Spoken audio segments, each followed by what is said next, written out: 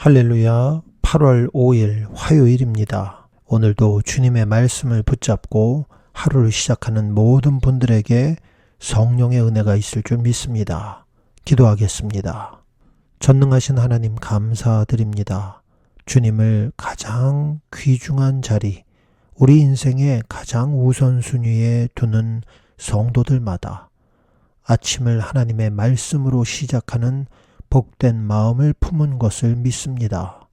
이 아침에도 주의 음성에 귀 기울이는 성도들의 심령마다 하나님의 말씀으로 충만하게 채우사 로고스 예수 그리스도의 놀라우신 사랑과 은혜와 축복과 능력의 역사가 이 시간도 충만하도록 주장하여 주시옵소서.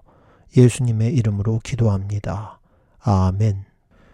고린도전서 11장. 내가 그리스도를 본받는 자 된 것 같이 너희는 나를 본받는 자 되라. 너희가 모든 일에 나를 기억하고 또 내가 너희에게 전하여 준 대로 그 유전을 너희가 지킴으로 너희를 칭찬하노라. 그러나 나는 너희가 알기를 원하노니 각 남자의 머리는 그리스도요 여자의 머리는 남자요 그리스도의 머리는 하나님이시라.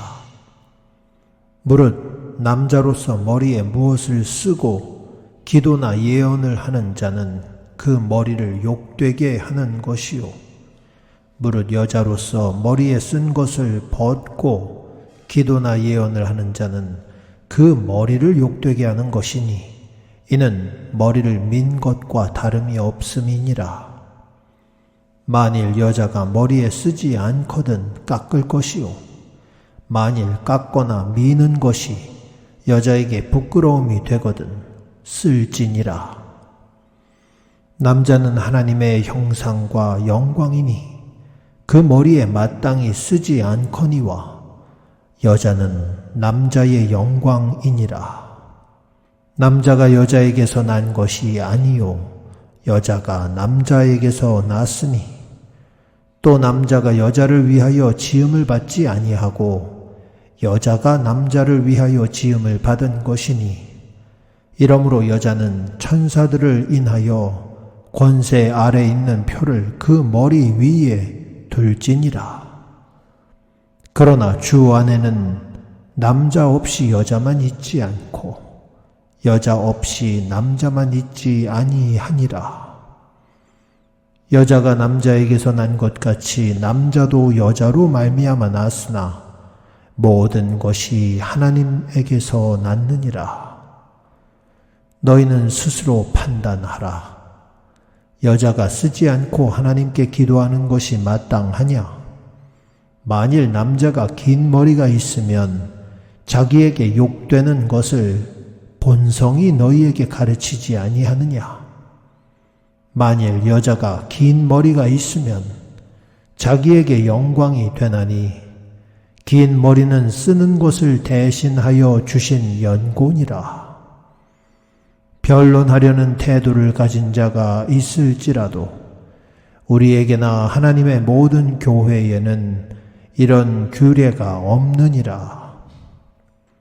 내가 명하는 이 일에 너희를 칭찬하지 아니하나니 이는 저희의 모임이 유익이 못되고 도리어 해로움이라.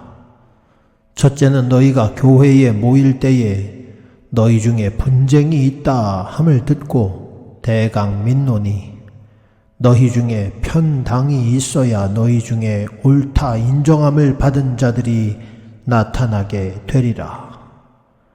그런즉 너희가 함께 모여서 주의 만찬을 먹을 수 없으니 이는 먹을 때에 각각 자기의 만찬을 먼저 갖다 먹으므로 어떤 이는 시장하고 어떤 이는 취함이라. 너희가 먹고 마실 집이 없느냐? 너희가 하나님의 교회를 업신여기고 빈궁한 자들을 부끄럽게 하느냐? 내가 너희에게 무슨 말을 하랴? 너희를 칭찬하랴? 이것으로 칭찬하지 않노라.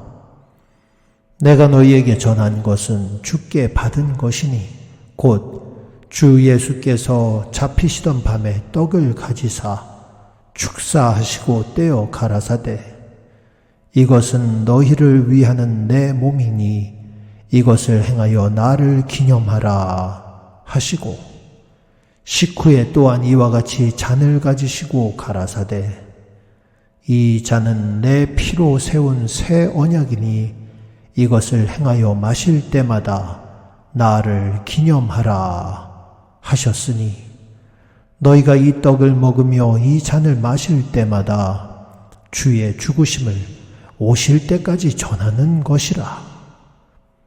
그러므로 누구든지 주의 떡이나 잔을 합당치 않게 먹고 마시는 자는 주의 몸과 피를 범하는 죄가 있느니라. 사람이 자기를 살피고 그 후에야 이 떡을 먹고 이 잔을 마실지니 주의 몸을 분변치 못하고 먹고 마시는 자는 자기의 죄를 먹고 마시는 것이니라. 이러므로 너희 중에 약한 자와 병든 자가 많고 잠자는 자도 적지 아니하니 우리가 우리를 살폈으면 판단을 받지 아니하려니와 우리가 판단을 받는 것은 주께 징계를 받는 것이니 이는 우리로 세상과 함께 죄의 정함을 받지 않게 하려 하심이라. 그런즉 내 형제들아 먹으러 모일 때에 서로 기다리라. 만일 누구든지 시장하거든 집에서 먹을지니 이는 너희의 판단받는 모임이 되지 않게 하려 함이라. 그 남은 것은 내가 언제든지 갈 때에 귀정하리라. 아멘.